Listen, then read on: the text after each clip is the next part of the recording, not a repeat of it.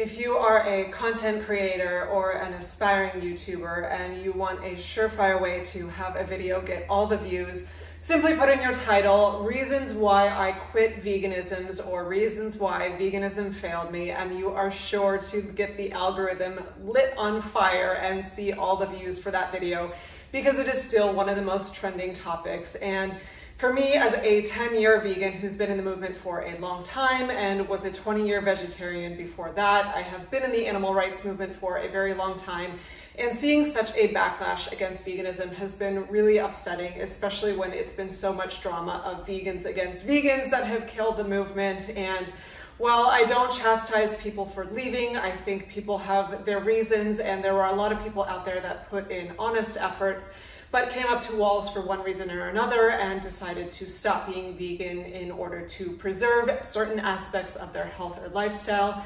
While I do understand and support that and know everyone is on their own journey, there are some cardinal mistakes that people make along the way, interpreting how they should be while they are vegan, and certain actions or inactions they take that really killed their chances for success with it. And had they not done these things or done certain other things, they actually could have had a lot more chances for success in something that really is an important movement. Do I think the whole world will go vegan someday? Absolutely not. There are different reasons for that. People at different levels of consciousness thinking that it's 100% not necessary or not natural or just not right for them. And I'll get into that as I go throughout this video.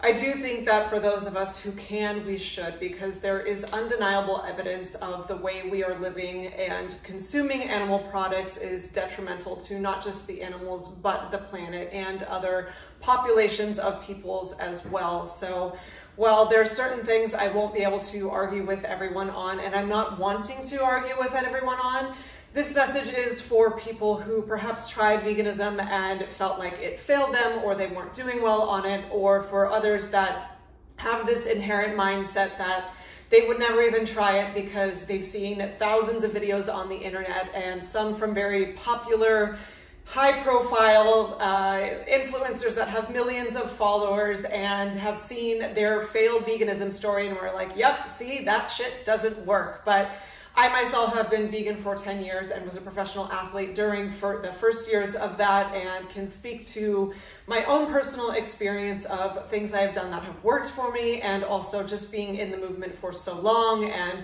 seeing all of these videos of people that have left the movement, seeing multiple common threads of why they think it failed them and certain actions they took that are, I don't want to say inherently stupid, but they were perhaps misled on, that led them to fail on the vegan diet. So let's get into it. These are 5 reasons that people fail on a vegan diet. Now, is this an all-inclusive list, or is every person an individual and there could have been other circumstances?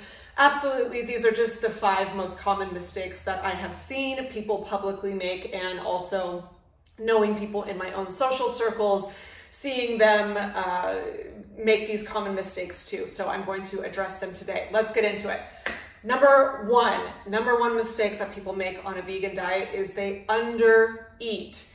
There is a common, and this is not woo-woo, this is just factual science for those of you that need data and numbers. If you take this much steak and that same amount ounce-wise or gram or however you're measuring it of, say, lettuce or potatoes, the lettuce or potatoes are going to have tons less calories. They are just calorically less dense. And some people could argue, well, that makes it less nutritious. And well, no, it's just a different way of eating.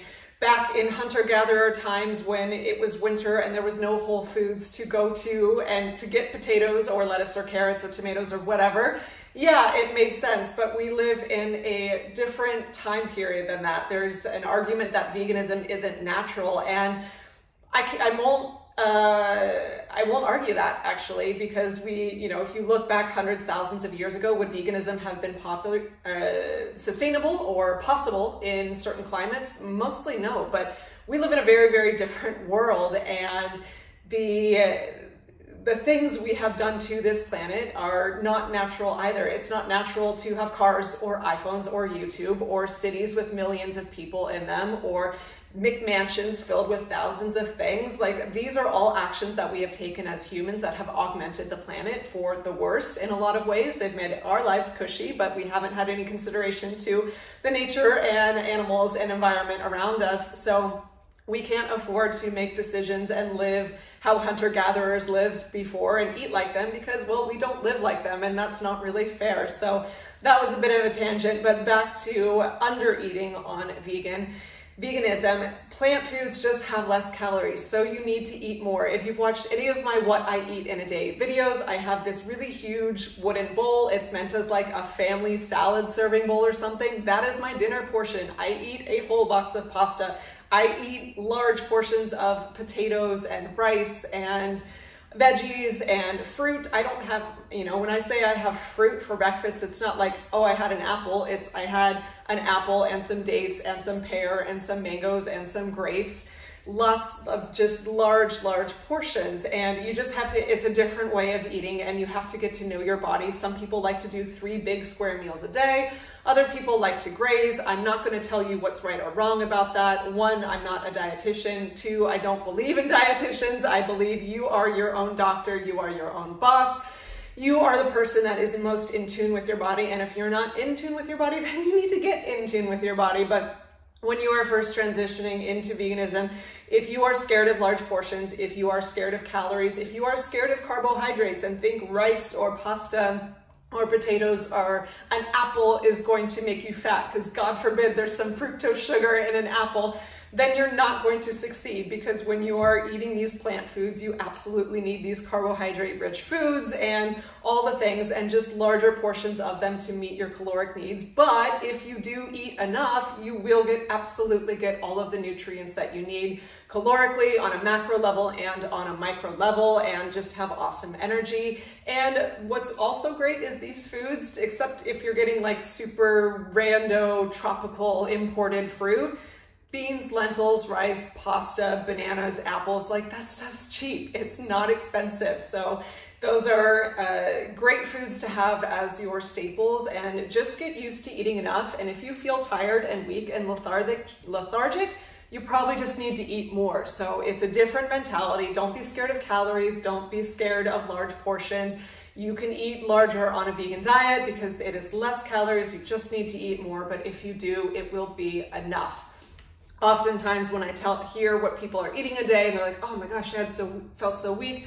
Well, they had like a tiny tofu scramble for breakfast. They had maybe a little salad for lunch, and then they had a small portion of rice and some veggies for dinner. And I'm like, dude, that's not enough. You need to double or maybe even triple that, and then tell me how you feel. So number 1, you've got to eat enough. Number 2, focusing too much on the fake processed vegan fun foods like fake sausages, fake hamburgers, fake cheeses, fake eggs, whatever the hell they make those out of. Things that are whole foods like tofu, and if it's like a tofu whatever, that's a better option. But in general, when you see things that are imitating meat or dairy products, they're probably not health foods, and they are absolutely not necessary for a vegan diet. Those are more like treat fun foods, and they can be helpful for when you're transitioning. For like, God, I want a burger right now, then okay, like eat an Impossible Burger. But is that a health food? Is an Impossible Burger a healthier option than a real burger? No, I really don't think so. It's a more humane option because you didn't kill anything to get that Impossible Burger. But is that Impossible Burger quality, like optimal nutrition for the human body? No, it's like hydrolyzed pea protein. What is that? I don't know. It was made in a lab. It's not food.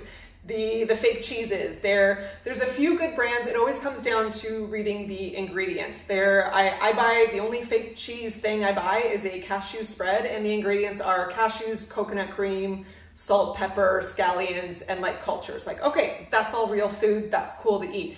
Same thing with veggie burgers. There are some great ones out there. One of my treat meals, I go get some vegan burgers, and their hippie patty is made out of like black beans and cashews and chipotle and oats, and there's ones that are made from like chickpeas and mushrooms and quinoa.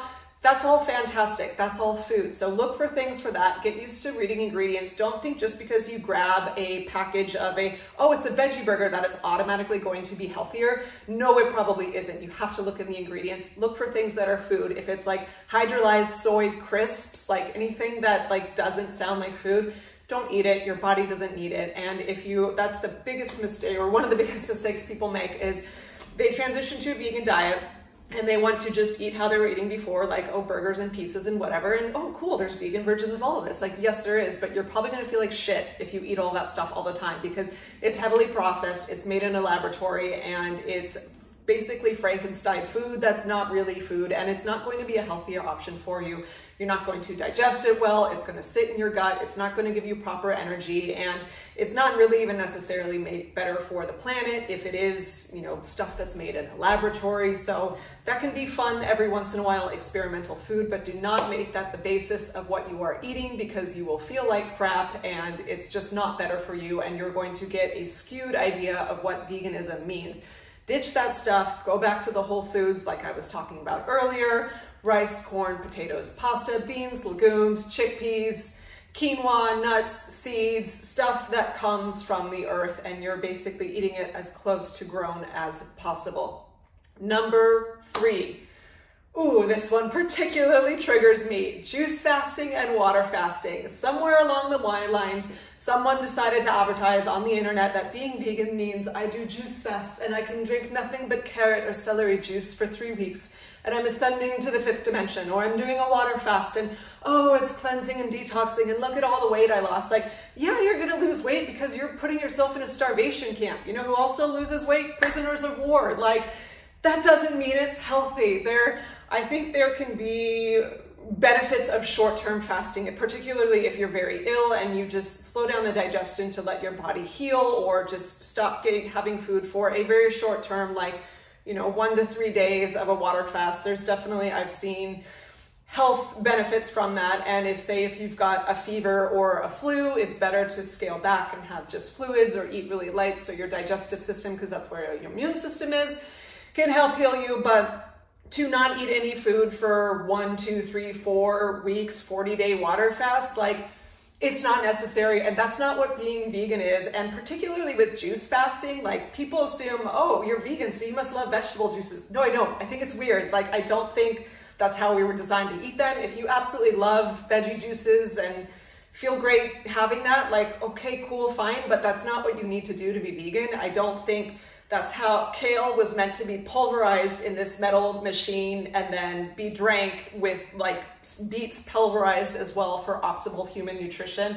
I'm a big believer in Mother Nature gave us what we needed, and in everything, when we do things to try and outsmart nature and think we as humans have it figured out, and pulverizing beets and kale and drinking nothing but liquid for 2 weeks is optimal for nutrition, it's going to come back and bite us in the ass. And it does, just as much as pharmaceuticals come back and bite us in the ass. Anything we do that pulls us away from nature, that we get stuck in this ego of, we're so smart as humans, we have to do these different things and then we'll be better. I don't agree with that. And when you drink these vegetable juices in particular and you're separating it from the fiber, it can create havoc on your gut. And there were so many YouTube influencers that did these water fasts and did these juice fasts, and they're just eating completely out of alignment with what's necessary as human. And they're not eating solid food for weeks on end. So then their gut microbiome, when they do, because what are you going to do? You're going to drink water for the rest of your life? Are you going to just drink juice for the rest of your life? Like, maybe there's somewhere out there that says, I'm thriving doing this, but no, people crash and they burn and they come out of it and they're like, oh my God, I lost so much weight. And then ascended, like, yeah, you're going to feel a little bit loopy and high because you're in a different state, but that doesn't mean it's sustainable or good for you. And then what happens when you introduce that food? First of all, your body's been in starvation mode, so it is going to hold on to every calorie that it can get, and you will likely gain weight, and you will gain more weight because your thyroid has been shut down, your hormones have been shut down, so everything is moving slower, and then you reintroduce those calories, and the body's smart. The body wants to live. The body's like, you starved me for a month, and you just ate some strawberries or some peanut butter. Like, I'm going to hold on to every damn piece of this that I can, and we're going to hold on to fat because we want to live. And then you think after your juice fast, this didn't work. And then on top of that, you can't digest your food because your whole microbiome is screwed up because you haven't been having solid food for weeks, or you've been having beet juice or kale juice, which is completely derived from how it was meant to be digested in your body, and you can't digest anything, and then you get SIBO or leaky gut syndrome, or you're just bloated to all hell, or you're constipated, or you have diarrhea, which is what so many of these people said. And they're like, oh God, veganism just ruined my gut. I'm like, dude, you just had water only for 3 weeks. That was so unnecessary, and that's not what being vegan is. And so many of these people just get caught up in this purity mindset and think that they're stuck on weight loss, or they're stuck on detoxing. And detoxification can be a good thing, but you don't need to stop eating in order to do it. You just need to start eating the right foods and give yourself time and give yourself exercise and take care of your health and take care of your mental and emotional health as well. And you don't need to stop eating food for weeks on end, because most of the time it will have really serious effects. There are people that have even died from water fasting, and then they slap on a video, look, veganism killed this person. Like, no, veganism did not kill that person. They stopped eating food. That is why they died. The human body needs food. You could be a carnivore and do a water fast or a juice fast and also die too. Like, it's just asinine how these things have gotten lumped together, and people are so quick to point the finger and say, see, veganism doesn't work, and they want to go back to eating burgers and fries and steaks and whatever. And it's really, really upsetting, because these were really poor decisions. And sure, people were not saying everyone was ill-intended. Like, everyone, most people make decisions in their life wanting to do well, but they were misguided. So if you are thinking of transitioning to being vegan and you want to get a jump start on that detox, like, don't do a juice fast, please. Don't do a water fast. I mean, if you do a water fast, you feel like spiritually called to do it. Don't do it for more than like a day your first time, like never more than 3 days. It's just not necessary. And just start focusing on whole, real foods, as close to grown from the earth as possible, organic whenever possible, because pesticides suck. We can all agree on that. And you will have much more success than just starving yourself with juice for 3 weeks and then binging out after that, or damaging your microbiome after that, damaging your brain because you're not getting enough calories and you start to spin out into anxiety or weird, crazy behavior. Just eat real food. Going on to that, point number 4, orthorexia. This term has gotten thrown around, and now it's gotten linked that if you are vegan, you are automatically orthorexia, but that is bullshit. Anyone can be orthorexic. You can be in the carnivore community and be orthorexic, or the paleo community, or the if it fits your macros community, or the caloric deficit community, or the intermittent fasting community. There are so many dumb diets out there, and I don't mean to say they're all inherently dumb. Like, if you're doing something and you feel it absolutely works for you and you feel healthy and comfortable and good, fine, but there are too many people that get caught up in dogma and following rules, and the easiest way to control people is through fear. And if you tell them to fear that extra calorie, or fear eating after this time of day, or fear eating this certain type of food group, or fear eating more than this amount of calories, or you need to weigh your food, or take this amount of supplements, or take that green drink, like, oh my God, it's insanity. Like, what other animal in nature lives like this? Like, do you see bears weighing out their salmon? Do you see like kangaroos going to take their protein powder packs or whatever? Like, you don't need all this stuff, and it's so unnecessary, and you just need to begin to tune in with your own body. I mentioned this earlier. I don't believe in dietitians and nutritionists and all these outside specialists, because you have to be your own dietitian. And does that take more work? Does that mean not ever listening to someone? No, absolutely, because there's a lot of people out there that are, say, coming from a fast food diet, the American sad diet of they're living off of KFC and McDonald's. And like, yeah, it would absolutely be beneficial for them to listen to some plant-based nutritionists or general nutritionists otherwise that will tell them, like, hey, yeah, so French fries and fried chicken for dinner, probably not a good idea. Seed oils, awful. Heavily processed food, awful. Those vegan fake burgers, no, you don't need that. Teaching people to eat real foods, but it doesn't have to be so complicated. And you have to learn to start to, when you do detox all of that crappy food out of your diet and you do start eating real food, you'll start to notice what makes you feel good. And rather than obsess over counting your macros and going into it like, dude, tigers use chronometer? No, they just eat tiger food. Like, come on. And if that stuff, again, if it really brings you joy to sit and calculate all your stuff in a little app, like, okay, but I don't think it's really actually bringing people joy. I think it's a big waste of time, and it's a big source of anxiety, and it's disconnecting you from your own body. Like, I could put in what I ate yesterday in Chronometer, and it could say, maybe I did great in one category, and oh, but I'm dangerously low in another, and like, I could give two shits what Chronometer says. I could give two shits about what a nutritionist says, or dietitian says, or this YouTuber says, or this doctor says about how I eat. I care about how I feel. I've done the experimenting and figured out what foods make me feel good. I eat a very simple diet because cooking for me is not entertainment, it's nourishment. The bulk of my diet is rice and potatoes and fruit and vegetables, probably in that order, with some nuts, with some seeds, with some legumes.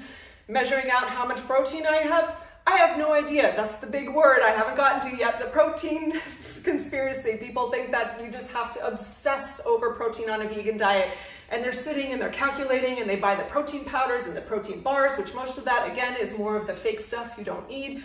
Just start listening to your body. You'll have to just experiment and eat foods. And you know, I could stuff myself full of tofu and beans all day and be super great in Chronometer's eye because I had all this protein, but I'm gonna feel like shit. I'm gonna feel like garbage. I'm not gonna have energy. What gives me energy? Rice, potatoes, fruit. Those are my big three. And you could say, oh my gosh, the carbohydrates, I don't, like, fine. If you really don't want to eat carbs and you want to eat nuts all day and beans and tofu and that makes you feel awesome, cool. I'm not going to argue that, but you have to find your own way and not get so obsessed with meeting someone else's requirements. First of all, with even reading these things that we estimate in a laboratory of nutritional content in food, you have no idea what your body's actually digesting and absorbing and assimilating. And really, you have to become your own barometer of eat something and see, how do I feel? Do I feel energized? Cool. Or not? No. Okay. What might I need more of? What might I need less of? Does this digesting well? Am I bloated after my meal? Do I feel food coma after my meal? Or do I want to get up and go do stuff? Like, that's your assessment right there. And that's what you need to come into tune with, because we're so in this society, not just with nutrition, but with everything, conditioned to be listening to all of this stuff outside of us and be rendered essentially helpless when we used to, as humans, get by without the internet, without books even, with, you know, when you bring a child into this world, the amount of like stress and research that we put on mothers of like, you need to do this, this, this, this, and this, research this, and this genetic thing, blah, blah, blah, when we used to just bring humans into the world. And granted, yes, like without certain technologies, the women used to go through hell in childbirth and die, and that's a different matter. But my point is, there is an inherent human wisdom and intuition that we can have in our bodies. And if you are so obsessed with listening to the outside and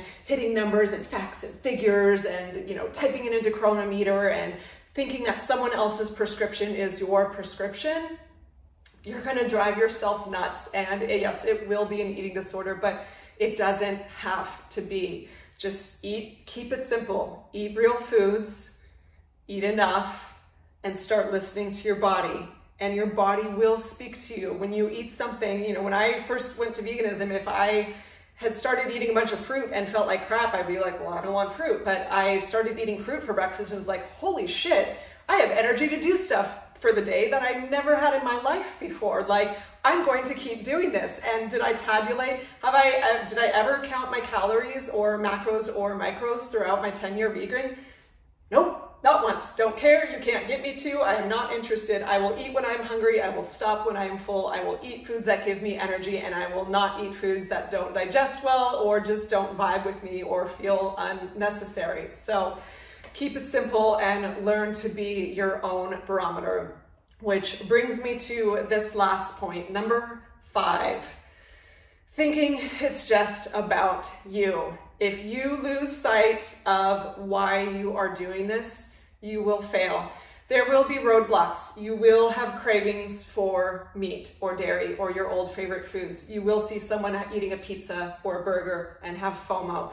You will, some days, maybe you, as you're still learning, find you maybe got a little bit bloated, because guess what? Plant foods are very easy to digest, and if they're coming into old gunk in your intestines, like old bits of food that haven't been digested, you're gonna have some discomfort as things sort of work and cleanse their way out. But that's temporary. There will be days where you feel a little lethargic because you didn't eat enough, or you haven't quite found the right balance of the foods that work for you. But these are all just you. Remember why you're doing this. The people that are interested in being vegan, again, not everyone will be, and that's okay. That's not who this video is for. I'm going to get a lot of hate in the comments. I already know it. The vegan trolls are out. But you need protein, or it's not natural, or it's my God-given right, or it's, I'm paleo, they're no, blah, blah, blah, blah, blah. Fine. Okay. You do you. I'm not going to, or, people that have said they absolutely cured their health being carnivore, like what's her face? Michaela Peterson. I'm not going to tell her she's wrong. I'm not going to dismantle her truth, because her truth is her truth, and that's her health. But there's the bigger piece of this is it's not just about you.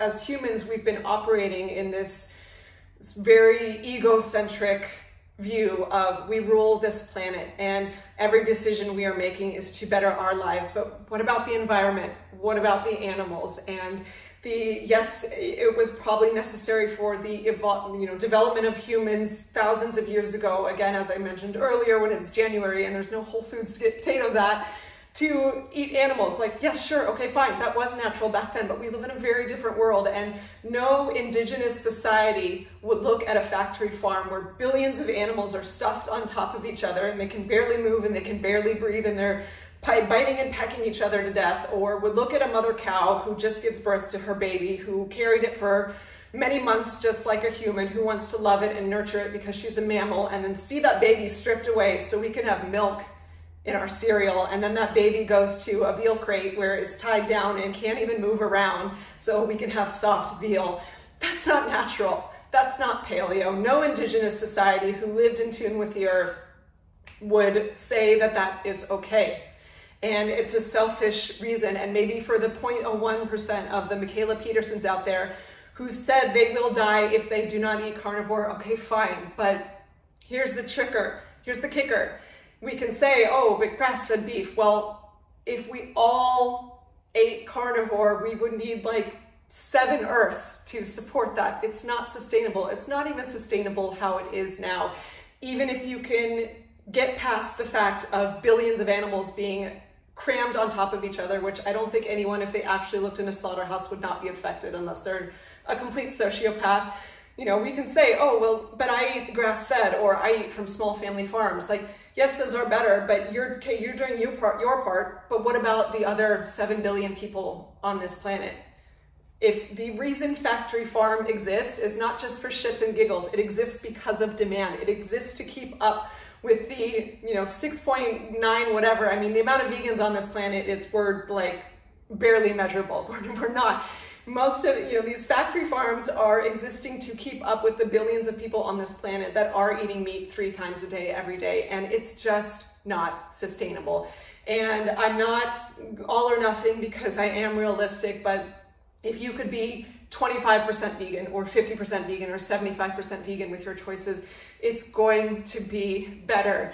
But to just wash blanket like people have been doing on the internet of saying veganism just absolutely doesn't work, it's unhealthy, it's unnatural, let's just keep doing things how we're doing. Well, it's just not fair. We don't deserve to keep living how we are when we are destroying everything around us. It is incredibly selfish and incredibly nearsighted, and it will ultimately destroy us too. And again, even if there's those percentage of people that say my health is fine on a carnivorous or omnivorous diet, like, okay, I'm not going to take away your truth, but you can't take away the truth of the Amazon is burning to make room for this grass-fed beef.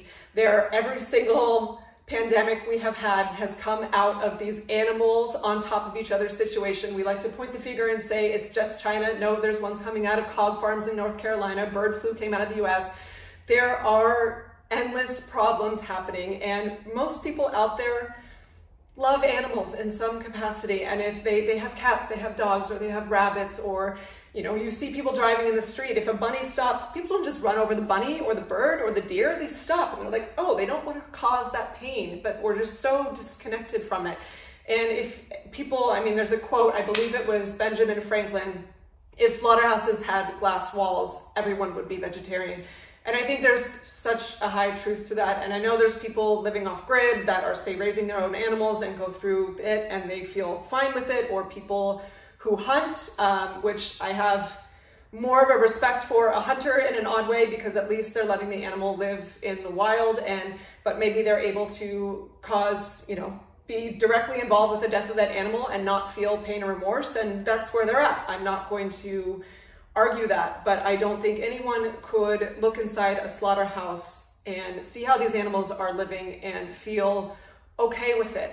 So the only solution is we have to all scale back. And for those of us that can be fully vegan, let's do it. And for those of you that tried, but really, even if you didn't do these 5 big mistakes, but you did everything right, so to speak, and you still felt like shit, like, okay, but maybe you can buy your leather secondhand or buy other eco-friendly, cruelty-free products, or you can be 75% vegan in your diet. We can all take certain steps towards it, but we can't just keep turning a blind eye and just blanket washing this. Veganism doesn't work on the internet, so we can go back to our own habits that are destroying the planet and are just completely egregious to the well-being of animals and the environment around us. So those are 5 big mistakes. And again, summing it up, it doesn't have to be as complicated as you think. Eat whole, real plant foods, eat enough, and start listening to your body, and remember the why of why you are doing this. Okay, that's my speech for today. Thank you for listening. Vegan trolls, the protein trolls, the carnivore crowd, if you want to hop in your comments and spew your hate, fine, I will address you with love and kindness, but remember why you're in there. Is what you're doing really, if you want to spew all these hateful comments, is that really adding into the value to the world? No, it's not. If you want to continue living how you are living, fine, but don't dismantle the truth of us who want to live differently and want to do better for the world and help out other people who want to do better for the world as well. Okay, that's it for today. I'll see you in the next video. Bye. Thanks for watching.